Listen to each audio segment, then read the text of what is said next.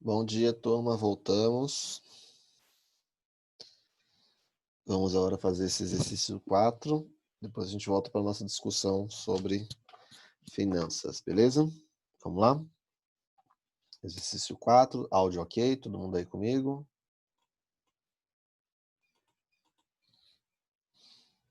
Então vamos lá. O preço de um Blu-ray player a prazo é de R$ 559. À vista, o mesmo aparelho sai por 220. De quanto é o juro na compra a prazo deste aparelho? Então vamos lá pensar.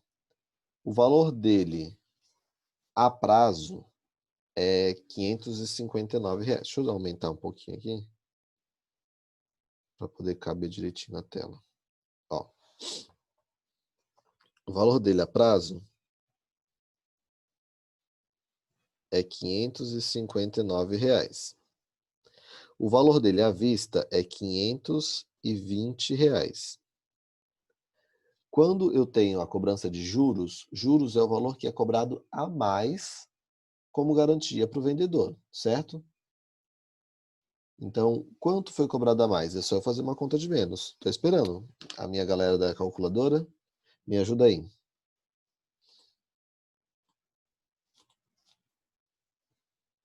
Manda para mim no chat.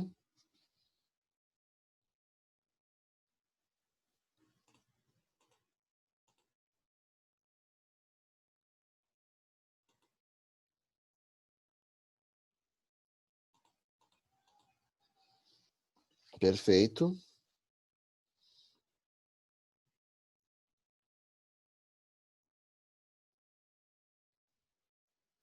De quanto é o juro cobrado, o juro na compra a prazo desse aparelho? Então, R$ 39 de juros. Perfeito. Qual é a taxa de juro? Taxa de juro, você vai calcular assim, ó. É o valor da taxa de juros sobre o valor dos juros, perdão, sobre o valor total. Então, esse R$ 39 vai estar, perdão, sobre o valor inicial, sobre os 520. Entendeu? Então, o valor à vista, perdão, o valor do juro sobre o valor à vista.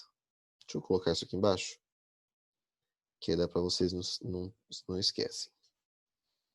É os juros sobre valor, ficou feio.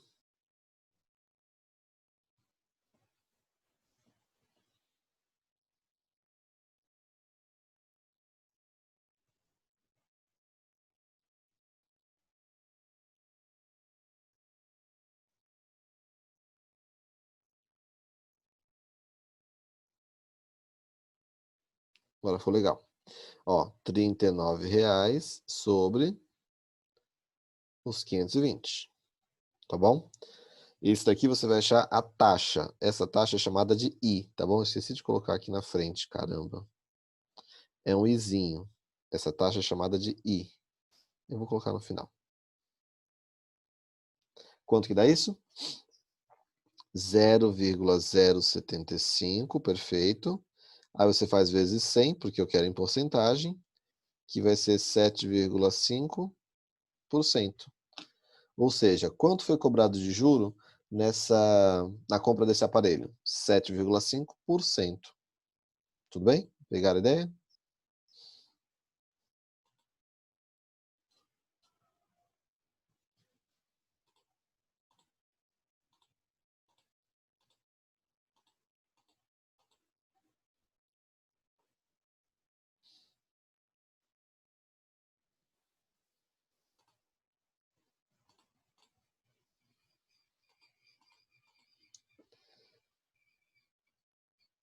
Isso seria uma fórmula. Chamando I a taxa de juro em porcentagem, de J, o juro, de C, o valor da vista, o capital, escreva a equação que permite encontrar I. Então, a fórmula vai ficar assim, ó. O Izinho é encontrado através de juros sobre o capital. Essa é a fórmula que a gente acabou de fazer. É isso aí. E como ele pede aqui em porcentagem, deixa eu arrumar aqui para ficar legal, ó, em porcentagem, a gente multiplica sempre por 100, tá bom? Porque é porcentagem. Multiplica por 100. Quando vocês fizerem a conta, vocês vão perceber que o valor fica muito pequeno. Então, o 100 é automático. Quando você vê o número, você já vai matar a charada que tem que multiplicar por 100. Não é muito difícil, não.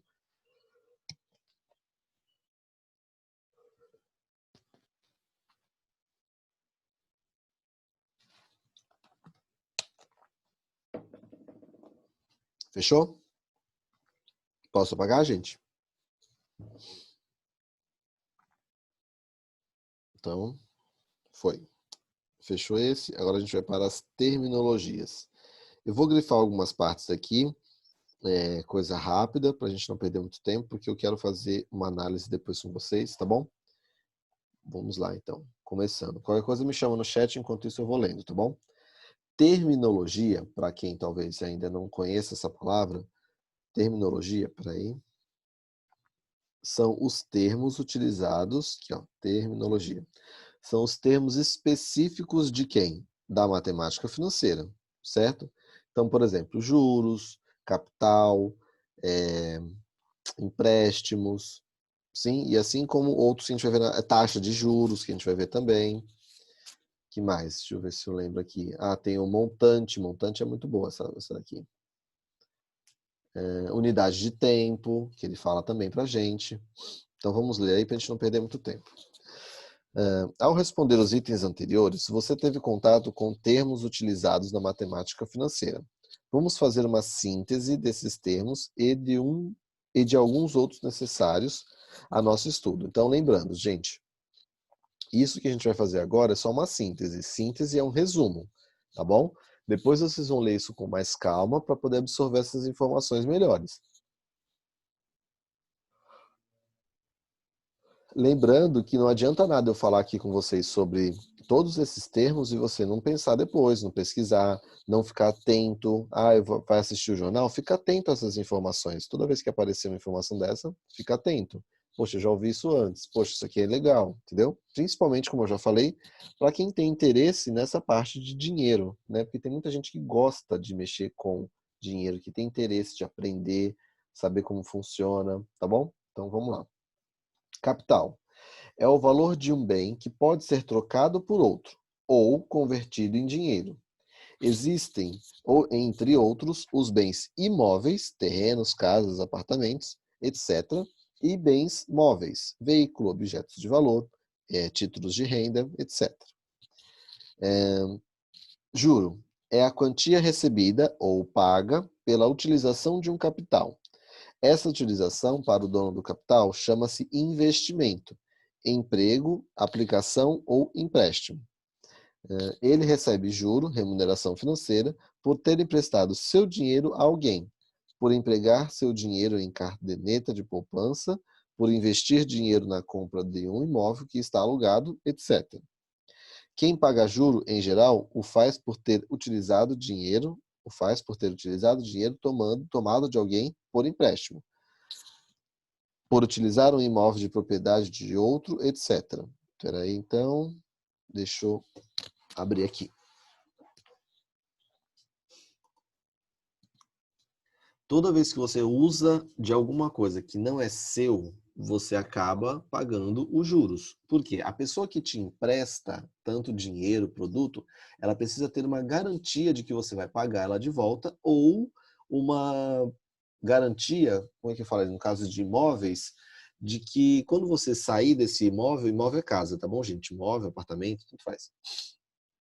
Ela vai ter um dinheiro a mais para fazer uma possível reforma na casa, um ajuste na casa que você tenha possivelmente estragado, certo? Então, os juros ele é sempre cobrado para as pessoas que usam de um serviço ou de um dinheiro de outro, tá bom? Dinheiro, serviço, como ele falou aqui, ou às vezes até mesmo um produto, beleza?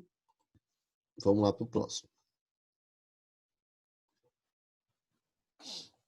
Taxa de juros, essa aqui que é a grande vilã, olha aí, ó. Taxa de juro. É a razão expressa por um número real entre o juro produzido em certo período de tempo e o capital empregado durante esse período. A fórmula está aqui, a gente já falou sobre ela na página anterior, né? A taxa geralmente é apresentada na forma percentual, ou seja, é só pegar o resultado e multiplicar por 100. Unidade de tempo. Pode ser o dia, o mês, o bimestre, o semestre, o ano, etc. Semestre, tudo bem? Turma, todo mundo sabe o que é semestre? Manda um ok para mim. Todo mundo está por dentro aí do semestre? Se não, pergunta que eu explico, hein?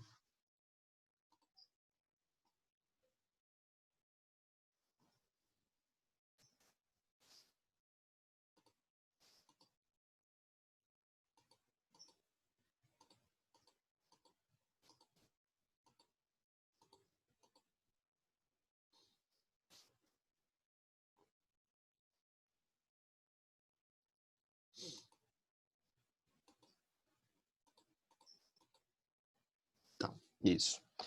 Em geral, a unidade de tempo a ser considerada é indicada pela taxa de juro. Uma taxa de juro de 8% ao mês indica que a unidade de tempo considerada é o mês. Uma taxa de 20% ao trimestre indica que a unidade de tempo considerada é o trimestre. Um boleto relativo ao pagamento de um aluguel, por exemplo, pode prever uma taxa de 0,33% por dia de atraso. Então, peraí, deixa eu abrir aqui, ó.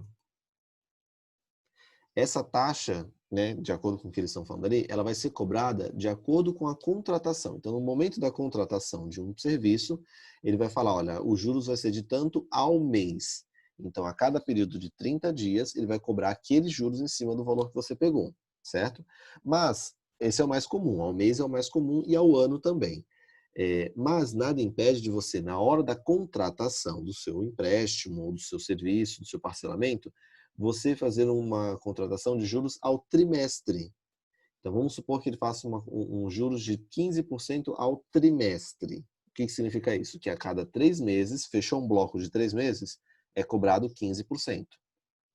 Fechou outro bloco de 3 meses, é cobrado mais 15%, entendeu? Então, trimestre, anual e assim por diante. Então, tudo isso vai ser acordado entre quem está pegando o empréstimo e o que está fazendo, emprestando dinheiro, tá bom?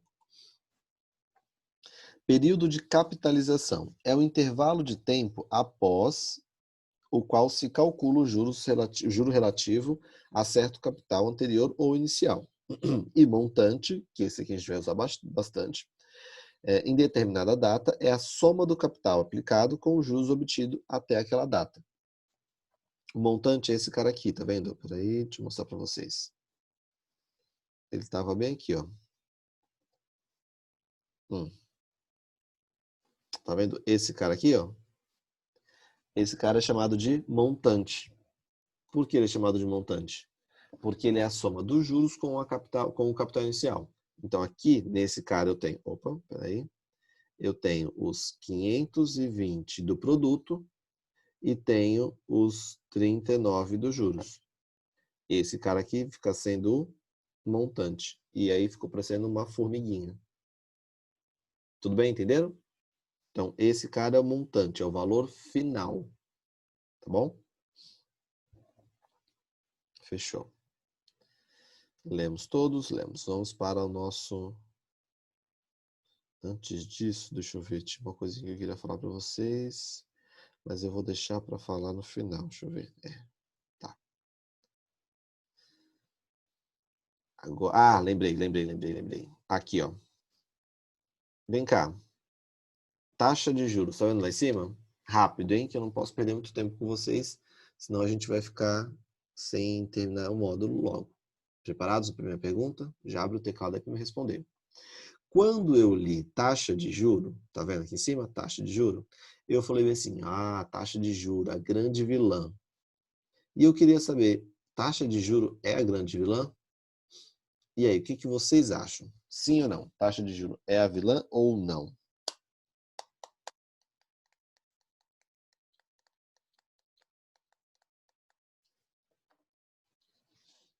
Vamos, gente, cadê? Já pedi para deixar o teclado aberto para vocês digitarem mais rápido? Sem molengueza. Sejam rápidos.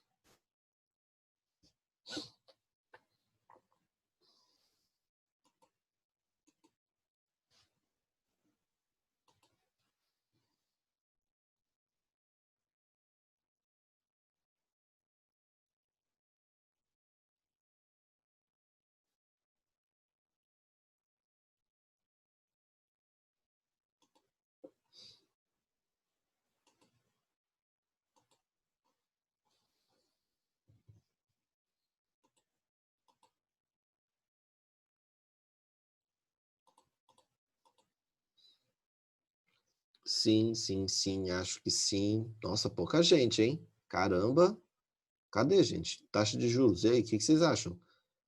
Ninguém vai ter uma contraproposta, achar que não? Esse conteúdo aqui tem que ter discussão, porque senão não vai render, hein? Ó, gente, taxa de juros é o que é cobrado sobre o valor emprestado, não é isso? Sim? Muitas vezes, quando se fala de valor emprestado, dinheiro, empréstimo e tudo mais, a gente pensa na pessoa física, que sou eu, você, sua mãe, seu pai, sua avó, seu tio, né? Pessoas comuns, certo? Chama pessoa física, trabalhadores, assalariados, pedindo dinheiro emprestado para uma instituição, que é o banco, sim? Quando você pensa nessa posição, a taxa de juros ela é uma vilã, porque ela vai estar cobrando dinheiro seu. Você vai pegar 10 mil reais emprestado e vai pagar 12 mil, certo? Então isso é ruim. Só que eu não acredito, só que eu acredito que poucos de vocês saibam que você pode fazer esse serviço ao contrário. Vocês sabiam que ao invés de você pegar dinheiro emprestado com o banco, você pode emprestar dinheiro para o banco? Vocês sabiam que ao invés de pegar dinheiro do governo, você pode emprestar dinheiro para o governo? E aí? Sabiam disso? Sim ou não? Que você pode emprestar dinheiro para o governo? Exatamente, você pode emprestar dinheirinho para o governo. Não sabiam, né? Quer saber como é que faz? Curte, comenta, compartilha, se inscreva no canal.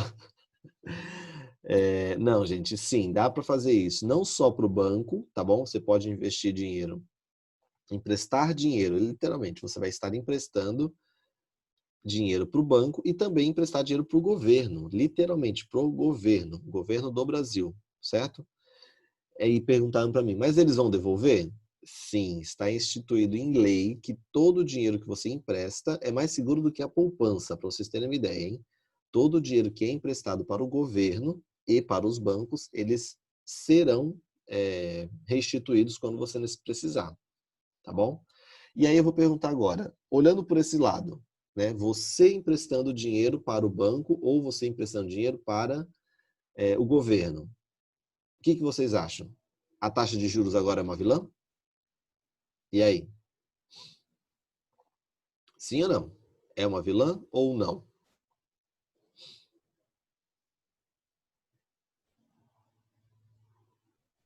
Vamos, gente, cadê? Vocês não estão participando. Tá muito pouco hoje, agora nessa última aula, porque na segunda tava top. E aí? Sim, muitas pessoas não sabem disso. Elas pensam que só podem pegar dinheiro emprestado com o banco. Mas na verdade elas também podem.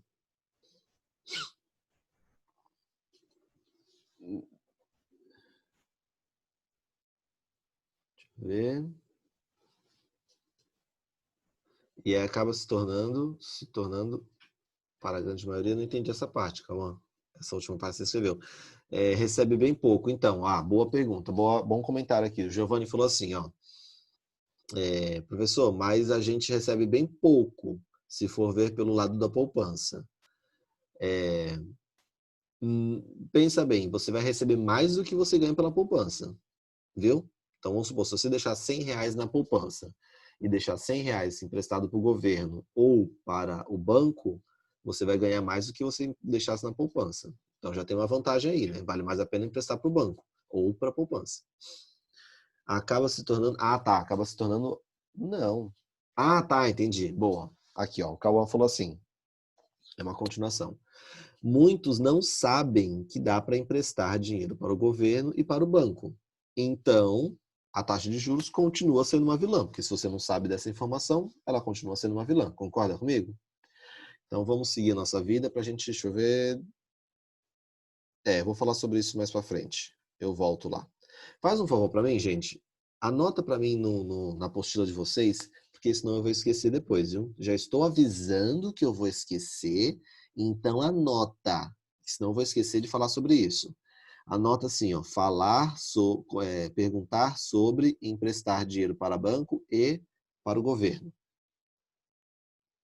Anota isso aí, porque senão eu vou esquecer e eu quero falar sobre isso com vocês. Eu vou abrir até o site, se vocês quiserem, é claro. Eu abro o site que faz o empréstimo. Você emprestar dinheiro para o governo. Porque eu acredito, pergunta para o pai de vocês se eles sabem disso. O pai de vocês deve saber, o pai, a mãe deve saber.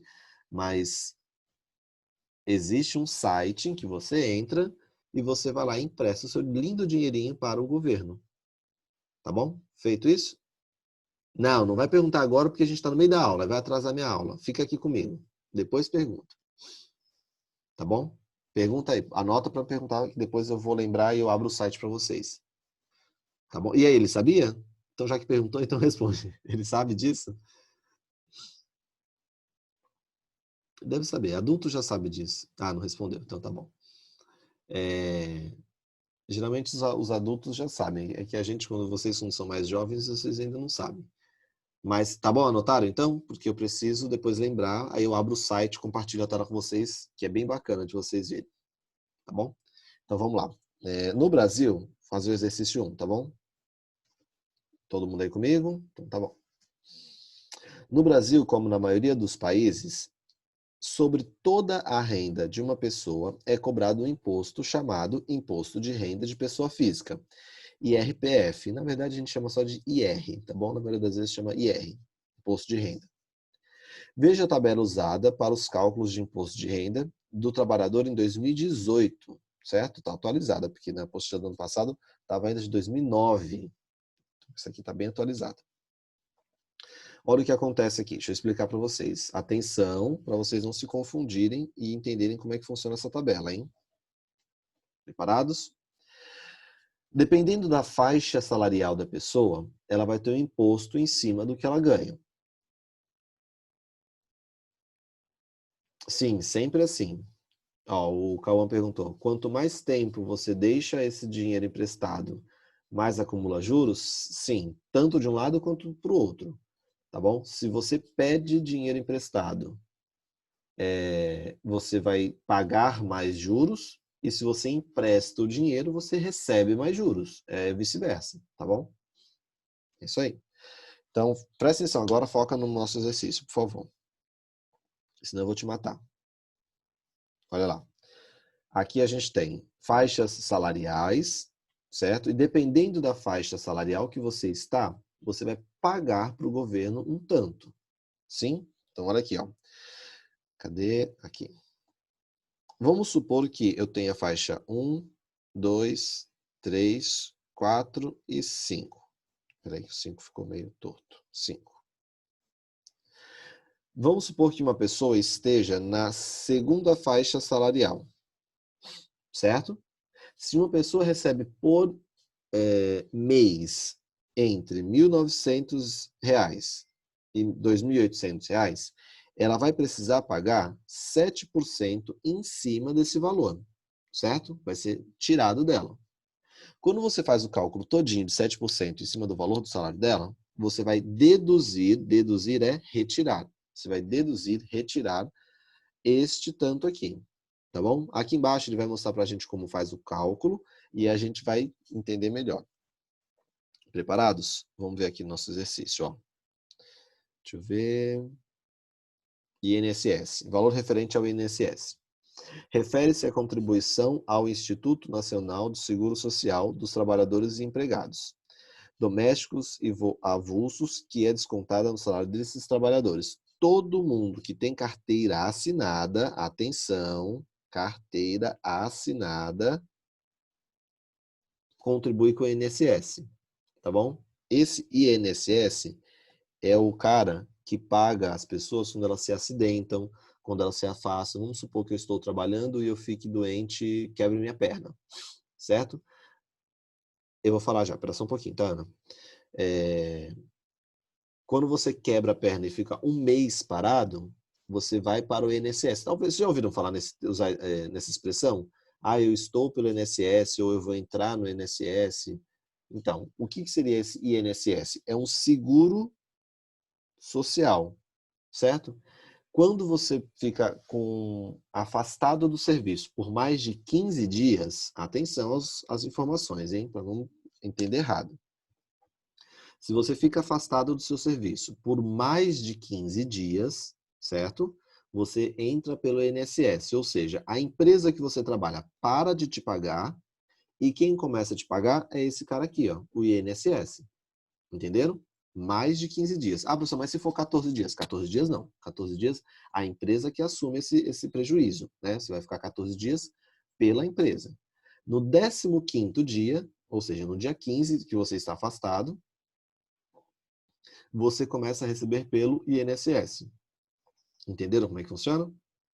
Por isso, muitas vezes, quando a pessoa se machuca ou quando a pessoa vai pegar um atestado, ela pede para o médico para dar no máximo 14 dias de atestado. Mesmo ele estando doente, ela pede só 14 dias de atestado. Por quê? Porque ela consegue voltar a trabalhar e não entrar pelo INSS. Não que seja uma coisa ruim, mas é que demora, você tem que entrar com processo, tem que justificar qual é a sua doença, então isso tudo demanda tempo. E o INSS não te paga assim, ó. Ele só vai te pagar depois de 3 meses. Ou seja, você vai ficar 3 meses sem receber. Aí só depois de 3 meses você vai receber tudo. Lógico, recebe os 3 meses. Mas imagina, esses 3 meses você fica sem receber nada. Entendeu? Então não é vantajoso você pegar essa licença do INSS, tá bom? E de onde que sai esse dinheiro? Né? Você está pagando essa pessoa que está afastada, quem está pagando ela? O governo paga ela, porque o governo é bonzinho? O governo é legal? Não, gente, o governo não é legal, né? Não é esse governo legal. Nenhum governo é legal. E isso acaba sendo melhor trabalhar doente, porque a pessoa, imagina, a pessoa ficar 3 meses sem receber. É muito. E não é só o problema de não receber. O problema é você ter que ir no INSS, você tem que entrar com processo, você tem que mostrar que você realmente, provar que realmente você está doente. O médico vai avaliar a sua situação, então ele vai olhar para você e vai falar assim, não, mas você está com a perna quebrada, mas você pode trabalhar do mesmo jeito. Problema seu, entendeu? Então, assim, tudo isso vai ser uma situação super constrangedora, concorda comigo? Porque você sabe a sua dor, você sabe que você consegue e que você não consegue fazer. Mas você chega no médico, ele vai falar, olha, sua mão está quebrada, mas você vai continuar fazendo pão. Gente, mas o cara faz pão, como é que ele vai fazer pão com a mão quebrada? Ele não, sabe, ele não vai se ligar nisso.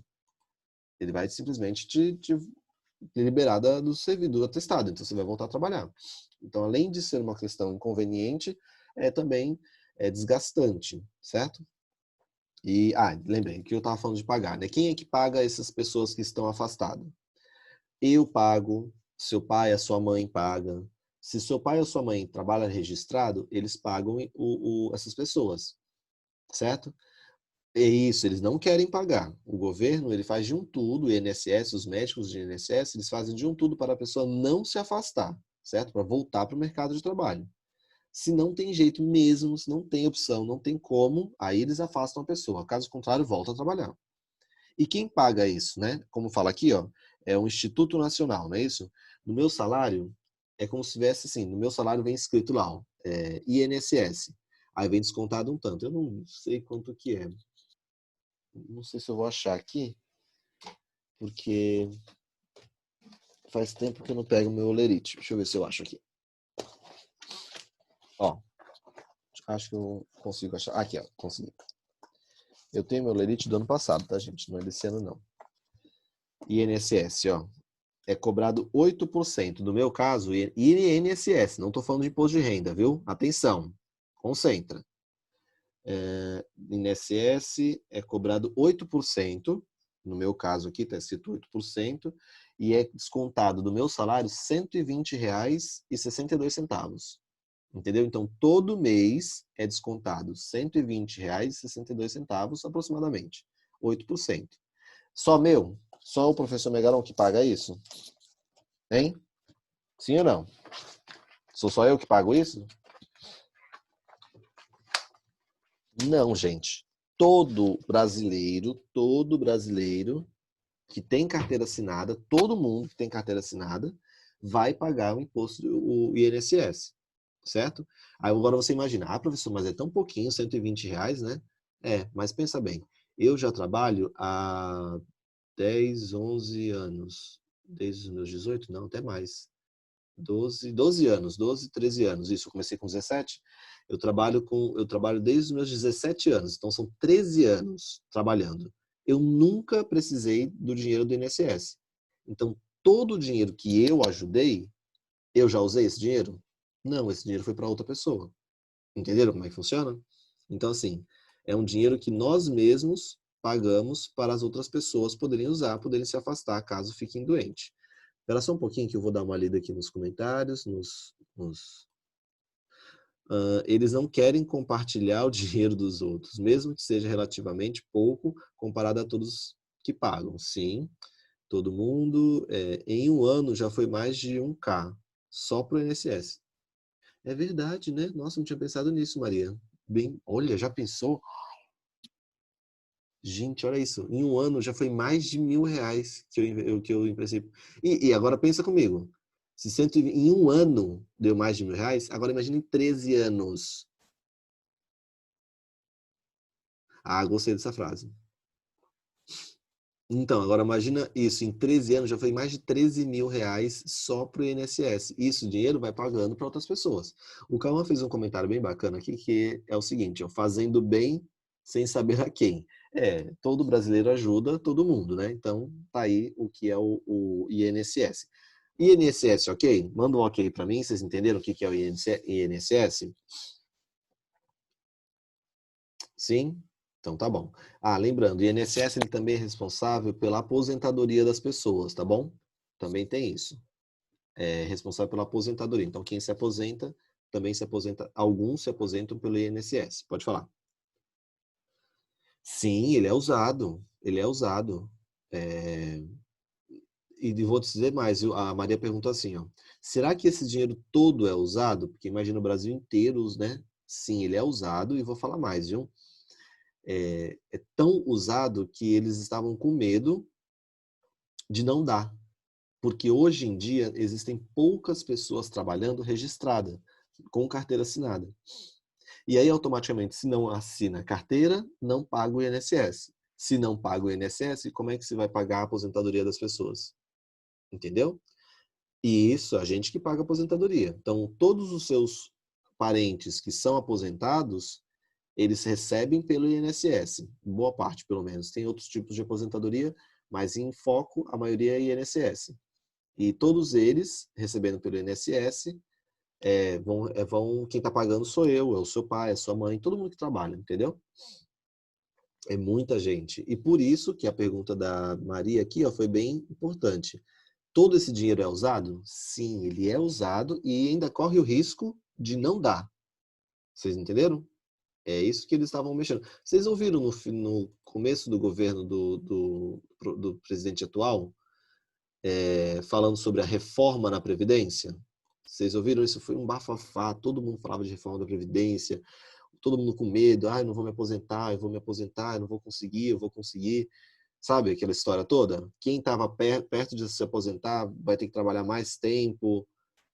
Só passava isso, toda hora só falava reforma da Previdência, reforma da Previdência. Por quê? O dinheiro estava acabando e não tinha como pagar as pessoas. Então, o que eles fizeram? As pessoas que antes se aposentavam com 50 e 55 anos, agora vão ser homem com 50, mulher com 50 e homem com 55. Aumentou. Ou seja, as mulheres vão trabalhar até os 55 e os homens até os 60. O que isso ajuda? São 5 anos a mais que essa pessoa vai pagar para o governo para pagar a aposentadoria das outras pessoas. Mudou sim. Agora essa lei é nova, tá bom? Tem como pagar o INSS sem ter carteira assinada? Sim. Tem como pagar o INSS sem ter carteira assinada? Até bom, viu? Quanto mais cedo você começa a pagar, mais será a sua contribuição e automaticamente você antigamente você poderia se aposentar mais cedo, viu, Tainá? Agora eu não tenho certeza, eu acho que não pode mais. Agora é por idade. Então, independente de que ano você começou a trabalhar, você vai se aposentar sempre com a mesma idade. Começando cedo ou não, entendeu? Mas dá para pagar sim. E ó, vocês estão ouvindo a pergunta que eu li agora? Professor, tem como se pagar INSS sem ter carteira assinada? Você pode pagar o INSS como avulso ou como autônomo, certo? Vamos supor que você tem uma lojinha de manicure, você é manicure e você quer pagar o seu INSS. Você pode pagar também. Ele te dá um boleto, tipo o boleto da Casa Bahia, e você vai pagando todo mês. Tem a partir de R$ 50. A partir de R$ 50 você já pode ajudar. Ela vai trabalhar para pagar a própria aposentadoria dela também. E isso, todos nós, né? Todos nós vamos trabalhando e pagando. Pagar INSS só para se aposentar? Pagar INSS... Não, a partir do momento que você paga o INSS, você já tem... É tipo um seguro de vida. Tá tudo incluso. Você já tem o direito de ficar doente e continuar recebendo, entendeu? Até mesmo o voluntário, o voluntário não, o autônomo. Vamos supor que você é cabeleireira, certo? Você é cabeleireiro, você não tem registro na sua carteira. Você é a dona do seu salão. Se você ficar doente, você não recebe dinheiro, porque você está doente, como é que você vai atender alguém, certo? Mas se você contribui com o INSS, você ficando doente, você recebe, entendeu? Mesmo sendo autônomo. Para um pouquinho, gente, senão não vai dar tempo de eu ler todos os comentários. Mas tem os 35 de trabalho e contribuindo também, né? Tem, eu acho, então, não estou muito por dentro dessa nova lei, Cauã. Vou dar uma lida e amanhã a gente fala mais. É também para conseguir mais dinheiro para o país. Precisamos de trabalhadores, aí colocaram as pessoas que já estão trabalhando. Exatamente, perfeito. Por que aumentaram o tempo de trabalho? Porque as pessoas que já estão trabalhando, né, com seus 50, 55 anos, elas continuam trabalhando para gerar mais dinheiro para o país. Perfeito.